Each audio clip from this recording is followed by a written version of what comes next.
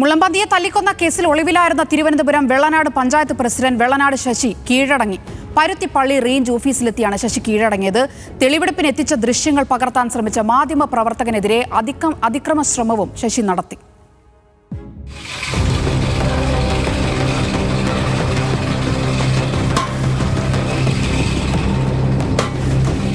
ഫെബ്രുവരി 28-ാം തീയതിയാണ് വെള്ളനാട് പഞ്ചായത്തിലെ വാളിയറ ഭാഗത്തെ വീട്ടുപരിസരത്ത് കണ്ട മുള്ളൻ പന്നിയെ ശശി തല്ലിക്കൊന്നത്. വനംവകുപ്പ് ജാമ്യമില്ലാ കേസ് എടുത്തതോടെ ശശി ഒളിവിൽ പോവുകയായിരുന്നു. കഴിഞ്ഞ ദിവസം ശശിയുടെ മുൻകൂർ ജാമ്യാപേക്ഷ കോടതി തള്ളിയതോടെ ഇന്നുച്ചയ്ക്ക് ശശി പരുത്തിപ്പള്ളി റേഞ്ച് ഓഫീസിലെത്തി കീഴടങ്ങുകയായിരുന്നു. ജാമ്യമില്ലാ വകുപ്പുകൾ ചുമത്തിയ കേസിൽ ശശി അടുത്ത മാസം 4-ാം തീയതി വരെ നെടുമങ്ങാട് കോടതി റിമാൻഡ് ചെയ്തു. അതിനിടെ സംഭവസ്ഥലമായ വാളിയറിലെ വീട്ടിലെത്തിച്ച് നടത്തിയ തെളിവെടുപ്പിനിടെ ദൃശ്യങ്ങൾ പകർത്താനെത്തിയ മാധ്യമപ്രവർത്തകരെ ശശി അസഭ്യം പറയുകയും കല്ലെറിയാൻ ശ്രമിക്കുകയും ചെയ്തു.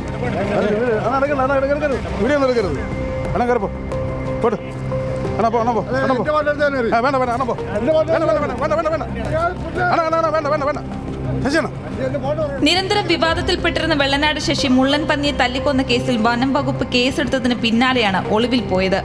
എന്നാൽ ഔദ്യോഗിക പരിപാടിയിൽ പങ്കെടുത്തതും സെക്രട്ടേറിയറ്റിൽ എത്തിയതും വിവാദമായിരുന്നു. തമ്പാനൂരിൽ ഹോട്ടലിൽ വെച്ച് ശശിയെ പോലീസ് പിടികൂടിയെങ്കിലും വനം വകുപ്പ് ഉദ്യോഗസ്ഥർ കസ്റ്റഡിയിലെടുക്കാനും എത്തിയിരുന്നില്ല.